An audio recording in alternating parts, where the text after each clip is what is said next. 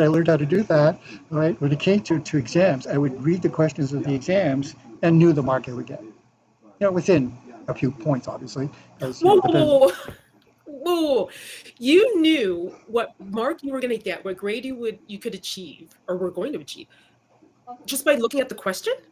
Just by looking at a question, because either I That's knew the unheard of to stuff. me. So this is the first I've ever heard somebody say that. And I apologize if you've said it to me before and maybe I didn't remember because I didn't review it within an hour.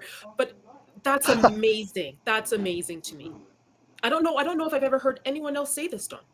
Well, I mean, it's just so evident. Either I knew my stuff or I didn't. Okay, and if I didn't know my stuff, or I didn't know my stuff, I could try to kind of like bluff my way through the question.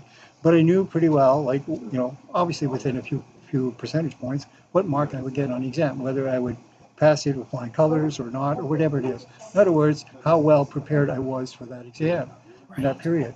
So imagine the level of stress that disappears because I knew what kind of mark I would get on there, and just how effective the system was. So processed. I remember in University of New Mexico, and I was doing a calculus course over there, and professor, young guy, he was a Polish immigrant, very very nice guy, and he decided to score on the bell curve, right? So what it is on the bell curve is that if you scored really, really good, all right, and depending on the average of what's happening on the class type of thing, it would shift the mark. So you could get like a 97 on the exam, but because of the bell curve, the way it was, other than everything, it could actually come out like 127. That's your percentage score out there, right? And this is exactly what happened to me, is that I was scoring so high. I was like, even if it was like 90, 92, whatever it was, I forget the mark now. This goes back several decades, right? But I was scoring like sometimes over 100%. So some of the students were complaining about that and going like, "Sorry, that's the way it is." Blame the bell curve.